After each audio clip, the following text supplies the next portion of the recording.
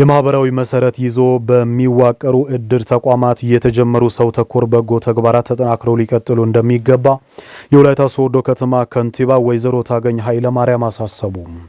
እድሮች በማህበራዊ ትስስር የሚያካሂዱት ስራ ለማህበራዊና ኢኮኖሚያዊ ችግሮች መፍትሄ የሆነ መጥቷል ያሉት ደግሞ የከተማው ሴቶችና ማህበራዊ ጉዳይ መምሪያ ኃላፊ ወይዘሮ እቴነሽ ኤልያስ ናቸው። የወላይታ ሶዶ ከተማ ወጣት ሴቶች ተንቀሳቃሽ እድርና በጎ አድራጎት ማህበር ለአረጋውያንና ለአቅመ ደካሞች ማዕድ ማጋራትና የተለያዩ የቁሳቁሶች ድጋፍ አድርጓል። ጥንቅሩ በተገኝ ሰይፉ ነው የተሰናዳው። አቅራቢው ደግሞ አለማዩ አልቶ ነው።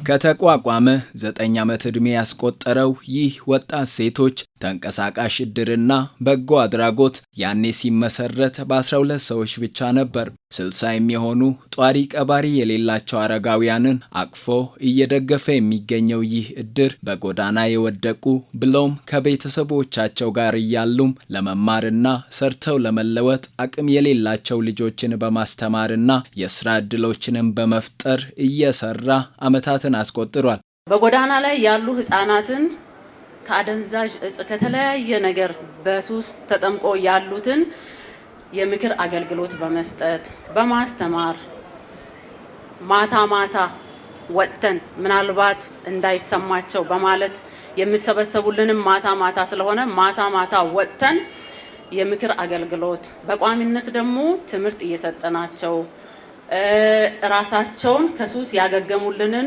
ሊስትሮ የማስጀመር ስራ ተደርጓል። አሁንም እግዚአብሔር ይባርካቸው እኛ መሃል የመጡም አሉ። እነኚህ ጎዳና ተዳዳሪዎችን እነኚህን አቅመ ደካማ እናቶችን አረጋውያንን ለመርዳት የምታዩትን አልባሳትን፣ ዘይት፣ ሳሙና፣ ንጽህና መጠበቂያ፣ ዱቄት፣ የበሶ ዱቄት፣ የበቆሎ ዱቄት ሁሉ ገዝተን አስፈጭተን ለዕለት ዛሬን በልቶ ቢያድሮ እግዚአብሔርን አመስግነው ያ እነሱ ያመሰገኑት ምስጋና ለኛም ደስታም ጭምር ስለሆነ ደስ በሚል ሁኔታ እነሱን እየረዳን እየደጎምን እንገኛለን። በአሁኑ ወቅት 117 አባላትን በስሩ ያቀፈው ይህ እድር በበዓላት ሆነ በአዘቦት ቀናት አካል ጉዳተኞች፣ አቅመ ደካሞችንና አረጋውያንን እየደገፈ የሚገኝ ሲሆን በዚህ የድጋፍ መርሃ ግብር ላይ ተረጂዎች ስለተደረገላቸው ነገር ይናገራሉ። እኔ ጎዳና ላይ ነበር ያለሁት። ከጎዳና አንስታ አሁን እስከዚህ ድረስ እዚህ ጋር ከናንተ ጋር ማውራትም ችያለሁ። እግዚአብሔር ይመስገን። ትንሽ ልጅ ነበርኩኝ። እዚህ ሰፈር ሰው ሁሉም ያውቀኛል። እሷ ግን ከዚህ አውጥተኝ ሊስትሮ ገዝተኝ አሁን ራሴ ሰርቼ ሰውም ከመጠየቅ እንትን ብዬ ሰውንም አልጠይቅም። ለራሴ ሰርቼ ለራሴ በልቼ ያለው ሰው ነኝና ይሄን ሁሉ ያደረገችው ሰውነት ናት እህታችን። ለሷም እግዚአብሔር እድሜና ጤና አብዝቶ ይስጣት። ሰጠኝ አልባሳት፣ ጫማ፣ ዘይት እንዲያውም ዱቄት፣ ሳሙና ሳይቀር ደሞም በዓል ምግብን ሁሉ እስከ ቁርጥ ድረስ ጥብስ ድረስ ሁሉንም ተመግበናል። ይሄንን ሁሉም ዝግጅት አድርገው ስላቀረቡን በጎ አድራጎት ድርጅት ለምለም ሆኖ ይደግልኝ። አርጊዶ ሳቲያን ከጣቃሚዲ ተማሪያና ተከተልሪ ኦቺዲ ቁማ ካቲን በታመምኩ ጊዜ ይጠይቃሉ፣ ልጄን ያስተምራሉ። እራት የለኝም ካልኩ እስከ ቤቴ ድረስ የሚያመጡ አሉ። የሚያስቸግርሽ ካለ ጠይቂን እንጂ አትፍሪ እያሉ ያግዙኛል። ኮሺያባቲ ዲኮ ሀ ኦይቻኑና ቆቶፓ ኦይቻ ያግዲ ማዲዲ ዶሶነ ጦሳ ያንጆ ጊዜውን ጠብቀው ለእዝንና ለለቅሶ ተግባር ብቻ ሲውል የቆየው የእድር ተግባር ስብስቡን በቅን ልቦችና በመልካም ሐሳብ ጠንሳሾች ላይ በማድረግ በሰውም በፈጣሪም ተወዳጅ ስራዎች መስራቱ ለመምሪያቸው ተጨማሪ አቅም መሆኑን የወላይታ ሶዶ ከተማ ሴቶችና ማህበራዊ ጉዳይ መምሪያ ኃላፊ ወይዘሮ እቴነሽ ኤልያስ ገልጸዋል። ማህበራዊ ችግሮችን ከመከላከል አንፃር ድጋፍ ከማድረግ አንፃር የተቋማችን አንዱ ፒላር የሆነውን የማህበራዊ ችግሮችን ከመከላከል ማህበራዊ ትስስርን ከሚፈጥሩ አደረጃጀቶች አንዱ ነው። በዚህ አደረጃጀት መካከል ደግሞ ይሄ በሶዶ ከተማ ከተለያዩ የክፍለ ከተማዎች የተደራጀው የሴቶች እድር ይሄን ዛሬ በተግባር አረጋውያንን በማልበስ ይማድ በማጋራት እንዲሁም የጎዳና ልጆችን ከስክሪፕቶ ጀምሮ ከደብተር ጀምሮ ድጋፍ እያደረገ ያለ እድር ነውና ከዚህ እድር ደግሞ ሌሎች እድሮች የወንዶችም እንደ ከተማችን ሰፊ ስራዎችን እየሰሩ ያሉ እድሮች አሉ። እንደ መንግስት ደግሞ ለነሱ ድጋፍ ማድረግ ይገባናል። አሁን ዛሬ ላይ ቦታ ቢኖረን አረጋውያንን እዛው የመመገብ እዛው የመደገፍ ኃላፊነት መወጣት እንችላለን ብለው ጠይቀዋል። ሌሎች ቦታን የማመቻቸት ሌሎች ነገሮችን ሁሉ ለነሱ ምቹ ከማድረግ አንጻር መንግስት የራሱን ኃላፊነት ይወጣል። መንግስት ከያዘው ከሰው ተኮር ዓላማ ጋር ይህ የሴት ወጣቶች ተንቀሳቃሽ እድርና በጎ ተግባር ይመሳሰላል ያሉት የወላይታ ሶዶ ከተማ ከንቲባ ወይዘሮ ታገኝ ኃይለማርያም ተግባሩ ተጠናክሮ እንዲቀጥል የከተማው አስተዳደር የበኩሉን አስተዋጽኦ እንደሚያበረክት ገልጸዋል። ለለቅሶ ወይም ችግር እክል በሚደርስበት ሰዓት ብቻ የሚደረግ ነው። የእናንተን ደግሞ ለየት የሚያደርገው በጎ አድራጎት ስራዎችን እየሰራችሁ እንደሆነ ቅድም እህቴ ሪፖርት ስታቀርብም ሰምቻለሁ። ጥሩ ነው። እንግዲህ ካለው ማካፈል ለሌለው መድረስ ቅድም ስንጀምር እንደነበረው የህሊና እርካታ ወይም ካለን መስጠት ማካፈል ብቻም ሳይሆን ለእግዚአብሔር ምስጋና ምክንያቶች ነው። እኛ አዲስ እንደዚህ ሃይማኖት ተቋማትን እድሮችን ባለሀብቶችን በማስተባበር ቦታ ቤት ሰርተን አንድ ማዕከል ገንብተን እዛ ማዕከል ላይ የምገባ ማዕከል የትምህርት የጤናን እንዲኖረው አድርገን ለማስተባበር እየሰራን እንገኛለን። በዚህም ደግሞ ልብ ነው የምንፈልገው፣ መልካም ልብ፣ ብዙ ብር ሚሊዮኖቹን የሚቆጥር ልብ ብቻም ሳይሆን ያለችዋን በማካፈል ብቻ እየተባበረን እየሰራን ለቀጣይ ለመሄድ ስለሆነ ዞሮ ዓላማችን ተመሳሳይነት ያለው ስለሆነ በምትሰሩት ስራ ሁሉ ከጎናችሁ እንሆናለን።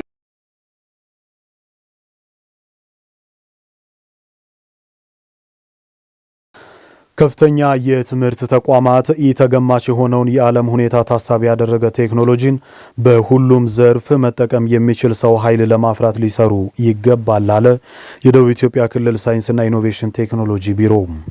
ዩኒቨርሲቲው ተግባር ተኮር ሳይንስ ዩኒቨርሲቲ እንደመሆኑ ዘመኑን በሚመጥን መልኩ ለዲጂታል መሰረተ ልማትና ለሰው ኃይል ልማት በትኩረት እየሰራ እንደሚገኝ የወላይታ ሶዶ ዩኒቨርሲቲ ገልጿል።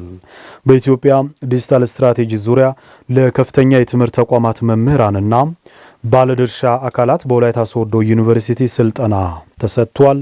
መለሰ ኦልኮ ትንታኔ ይዞበታል።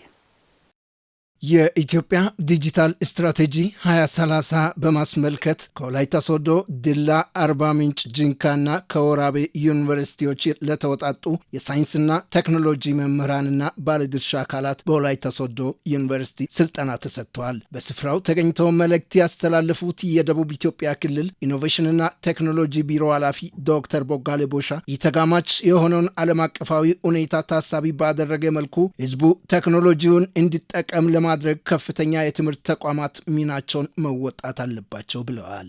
ተግዳሮቶች ያጋጥማል ተብሎ ይጠበቃል። የመጀመሪያው ቴክኖሎጂውን አዶፕት ማድረጉ ላይ ነው፣ ወይም ከቴክኖሎጂው ጋር ሊኖር የሚችለው ውህደት ነው። ይሄ በቴክኖሎጂው ፖሊሲ ላይ በግልጽ ሊቀመጥ ይገባል።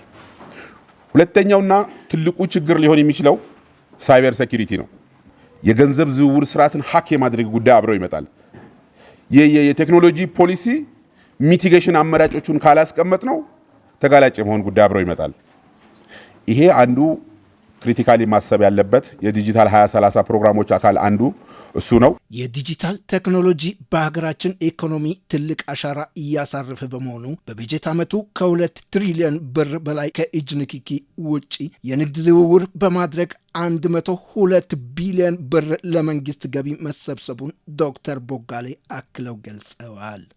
ናውኤዴይ ያለ እጅ ንክኪ ከ2 ትሪሊዮን በላይ የንግድ ትራንዛክሽን ተካሂዶበታል በአንድ ዓመት ውስጥ። ከዚህ ዘርፍ መንግስት 102 ቢሊዮን ብር ታክስ አግኝቷል። 102 ቢሊዮን ብር ገቢዎች አካባቢ ቼክ ልታደርጉ ትችላላችሁ። 102 ቢሊዮን ብር ማለት ምናልባት 6 ዓመት 5 ዓመት ወደ ኋላ የሄድን እንደሆነ የኢትዮጵያ ዓመታዊ ፐብሊክ ኤክስፔንዲቸር ቴክኖሎጂው ባልታሰበ መንገድ 102 ቢሊዮን ብር ያህል ገንዘብ ምን አድርጓል ማለት ነው ወደ ገበያ ወይም ተጨማሪ ሀብት አምጥቶልናል ማለት ነው። የወላይታ ሶዶ ዩኒቨርሲቲ የምርምርና ቴክኖሎጂ ሽግግር ምክትል ፕሬዝዳንት ዶክተር ዘውድኔ ቶማስ በበኩላቸው ወላይታ ሶዶ ዩኒቨርሲቲ ተግባር ተኮር ሳይንስ ዩኒቨርሲቲ እንደመሆኑ ለዲጂታል መሰረተ ልማትና ለሰው ኃይል ልማት ስራ በትኩረት እየሰራ እንደሚገኝ ተናግረዋል። ያለን የዲጂታል ኢንፍራስትራክቸር በጣም ገና ብዙ የሚቀረው ነው። ብዙ ማልማት ይኖርብናል የዲጂታል ኢንፍራስትራክቸሮቻችንን። ያ ብቻ ሳይሆን የሰው ኃይሉም በዛ ልክ መልማት አለበት። ምክንያቱም ይሄ ዲጂታል ልማት ክሮስ ከቲንግ ነው ማለት ነው። በዲጂታል ቴክኖሎጂ ዘርፍ የተሰሩ አመርቂ ስራዎች እንዳሉ ሆነው አሁንም ገንዘብ በእጃቸው ይዞ የሚዞሩ ሰዎች ስላሉ ከቴክኖሎጂው የራቁ ሰዎችን ወደ ቴክኖሎጂው የማምጣት ስራ ሊሰራ እንደሚገባ ተመላክተዋል። ይህን ፕሮግራም እውን ለማድረግ ደግሞ እዚህ ውስጥ ያለን ሰዎች እኛ ሁላችንም ስቴክ ሆልደር መሆን ብቻ ሳይሆን ባለቤት መሆን አለብን። አሁንም ስቲል አባቶቻችን ገንዘብ ሳጥን ውስጥ ማስቀመጣቸውን አልተውም። ይሄ በሁለት መንገድ ነው ሊወገድ የሚችለው። አይዘል ፋይናንሻል ኢንስቲትዩሽንስ ወደ እነሱ መጠጋት ሊሆን የሚችል አማራጭ ነው። ካልሆነ ደግሞ ገንዘብ ያላቸው ወይም ከዚህ ቴክኖሎጂ የራቁ ሰዎችን ወደ ቴክኖሎጂው ማምጣት ያስፈልጋል። የዲጂታል 2030 እውን ለማድረግ በከፍተኛ መንግስት ትኩረት አድርጎ የሰራ ነው። ዲጂታል ላይ እያንዳንዱ እንቅስቃሴ፣ እያንዳንዱ ስራ፣ እያንዳንዱ ተግባር ከዲጂታላይዜሽን ጋር በቁርኝት ነው የተሰራለው። ሁሉ ነገር በዲጂታል ነው። አሁን እንደምታየው አብዛኛው ነገር ዲጂታል እየሆነ ነው ያለው ሀገራችን። ይሄ ስልጠና በጣም ለዜጋው ለዩኒቨርሲቲ ማህበረሰብ ጠቃሚ ነው የሚል እምነት አለኝ። የኢትዮጵያ ዲጂታል ቴክኖሎጂ ስትራቴጂ 2030 እቅድ እውን እንዲሆን ኢኖቬሽንና ቴክኖሎጂ መስሪያ ቤት ከፍተኛ የትምህርት ተቋማትና ሌሎች ባለድርሻ አካላት የበኩላቸውን ድርሻ መወጣት እንዳለባቸው የስልጠናው ተሳታፊዎች ጠቁመዋል። በተለይ ደግሞ ዛሬ የተሰጠው ስልጠና በመወሰድ በተለይ እንደምታውቀው ዩኒቨርሲቲያችን እንደ ፎከስ ኤሪያ በግብርናው፣ በቴክኖሎጂና ኢንጂነሪንግ፣ በሂውማኒቲ እንደዚሁም ደግሞ በስነ ምድር ወይም ጂኦሎጂ ላይ ያተኮረ ነውና ይህ ስልጠና እነዚህን ፎከስ ኤሪያዎችን ፎከስ አድርገን ይዘን ማለት ነው ማዘመን እንዳለብን ቴክኖሎጂን ተጠቅመን ለግብርናው አስፈላጊውን ግብዓት መስጠት እንዳለብን ለጂኦሎጂውም እንደዚሁ ማዕድናትና መሰል ጉዳዮችን ለቁፋሮን በተመለከተ ቴክኖሎጂ ተጠቅሞ ማፕ ማድረግ እንደ አጠቃላይ እንደ ዩኒቨርሲቲ ኦፍ ፓብሊክ ሳይንስ ከኢንዱስትሪዎች ጋር መስራት እንዳለብን ነው የዛሬ ስልጠና በዋናነት።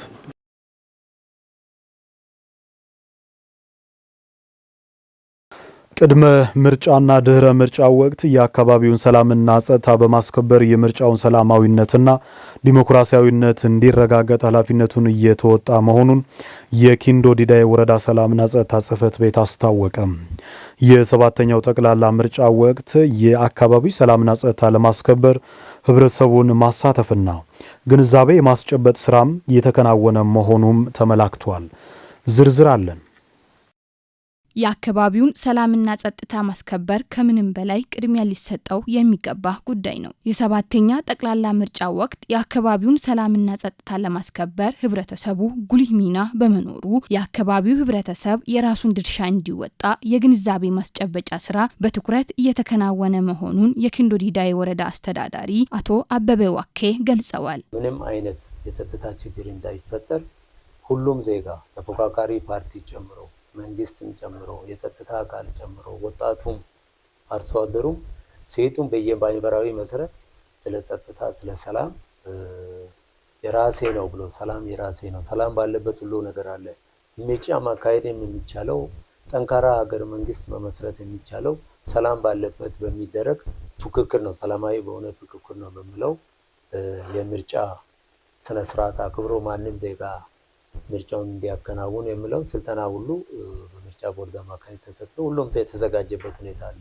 ስለዚህ ሁሉም ጋር የሃይማኖት አባቶች፣ የሀገር መሪዎች፣ የወጣት አደረጃጀት፣ ሲቪክ ማህበራት ሁሉ ምርጫው ሰላማዊ፣ ፍትሃዊ እና ታማኒ ሆኖ ዲሞክራሲያዊ በሆነ መንገድ እንዲጠናቀቅ በሰላሙ ዙሪያ በሰፊው እንደኛ ወረዳ እየተሰራ ያለበት ሁኔታ አለ። በቅድመ ምርጫና በድህረ ምርጫ ወቅት የአካባቢውን ሰላምና ጸጥታ በማስከበር የምርጫውን ሰላማዊነትና ዲሞክራሲያዊነት እንዲረጋገጥ በሁሉም ቀበሌያት በቁርጠኝነት በመስራት የራሳቸውን ኃላፊነት እየተወጡ መሆናቸውን የወረዳው ሰላምና ጸጥታ ጽሕፈት ቤት ኃላፊ አቶ ዮሴፍ ጋንታ አመላክተዋል። በ17ቱ ቀበሌያት መካከል ውስጥ የጸጥታ አካላት በተጠንቀቅ እንዲቆሙ ሆኖ ጸጥታ በአካባቢው ማህበረሰብ ጎን እንዲቆሙ የማድረግ ስራ መጀመሪያ የኛ ድርሻ ነው።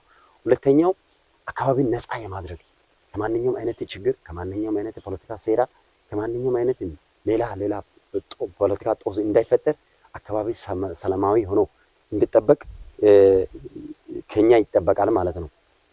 ሁለተኛው ግብረ ኃይልን ምስረታ በማድረግ ግብረ ኃይል የጸጥታ ግብረ ኃይል አለ። ቀበሌ ደረጃ ላይ ጸጥታ ግብረ ኃይል አለ። ይሄንን ግብረ ኃይል ለማጠናከር ከኛ ነው የሚጠበቀው። ስለዚህ ይሄ ተጠናክሯል ማለት ነው። ግብረ ኃይልን ቀበሌ ደረጃ ላይ 17 ቀበሌያት ላይ ግብረ ኃይልን አጠናክረናል ማለት ነው። ከህዝብ ጋር ሆነ ምርጫ ጣቢያ ላይ ጥበቃ እየሰራ ነው ያለው። ጥበቃ ደግሞ ከወትሮ በተለየ መንገድ ጥበቃ እየሰራ ነው ያለው። ለምንድን ነው በዚህ ይሄንን ምርጫ ቁሳቁስ ላይ ሌላ ችግር ከተፈጠረ በኋላ ነጥብ ለራሳቸው ለማግኘት የሚፈልግ ኃይል ሊኖር ይችላል። እዚህ ማል ላይ ያለው ችግር እንዳይፈጠር ጸጥታ ተቋም የሚያስፈልገው የራሳችን ድርሻ እየተወጣ ነው ያለነው። በምርጫ ወቅት ያመኑበትን ለመምረጥ መዘጋጀታቸውንና ሰላምን ለማስከበር ከጸጥታ አስከባሪዎች ጎን በመቆም ለመረበሽ የሚሞክር ከተገኘ ለሕግ እንደሚጠቁሙ የአካባቢ ነዋሪዎች ገልጸዋል። ከዚህ ከምርጫ ጋር ተያይዘው ሁላችንም ያው በህይወት ኖረን ይህንን መድረሳችን ትልቅ ያው ደስታ ነው። ያው በደስታ ዕለቱን እየተጠባበቅን እንገኛለን። ስለዚህ ይህንን ምርጫ ያው ምክንያት አድርጎ ሁላችንም በየአካባቢያችን ያው ዕለቱ በሰላም እንዲያልፍ ያው ተገቢ ነገር እያካሄድን ሃይማኖት ተቋማትም እየጸለየ ነው። እኛም በበኩላችን ያው ተገቢ ትምህርት እየሰጠን እንገኛለን። ምርጫው ሰላማዊ ሆኖ እንዲጠናቀቅ እንዲያልፍ ምናልባት ይህንን ምክንያት አድርጎ የሚነሱ አካላት ካሉ በየአካባቢያችን ያው በነቂስ ህዝቡም ወጥቶ እንዲጠብቅ እኛም ደግሞ አካባቢያችን ከጸጥታ አካላት ጋር ሆነን ለመጠበቅ ያው ዝግጁ ነን። ሁሉ ሰው ይህ ምርጫ አገራዊ ምርጫ የሰባተኛ ዙር አገራዊ ምርጫ ለማስፈጸም ሁሉ ሰው መራረብ አለበት። ሁሉ ባለድርሻ አካላት ራሱን መሳተፍ አለበት። ይህ ምርጫ ምክንያት አድርጎ ሌላ ነገር የሚፈልግ ሰው ካለ ሁላችን የህግ በላይነት የማስከበር የህግ በላይነቱን ለማሰብ ሁላችን ድርሻችን እንወጣለን። ይህንን ምርጫ ጉዳይ እንቅፋት እንደሆነና እንዳይመርጥ ወይም ሁከት እንዲፈጠር የሚፈልግ ሰው ካለ ይህንን እንግዲህ ያው ህዝብ አሳልፎ ልስጥ ተዘጋጅቶ ነው የሚጠብቀው። ማንም ሁከት የሚፈጥር ካለ መንግስት ብቻ አይደለም ወታደር ብቻ አይደለም እኛ አካባቢ ህዝብንም አሳልፈን እንሰጣለን በሚል በቃ ትኩረት እየሰጠን ነው እየመከረን ነው ያለነው። በምርጫ ወቅት የአካባቢውን ሰላምና ጸጥታ ለማስከበር በሚደረገው ርብርብ ሁሉም የህብረተሰብ ክፍል የራሱን ኃላፊነት ሊወጣ እንደሚገባ ተመላክቷል።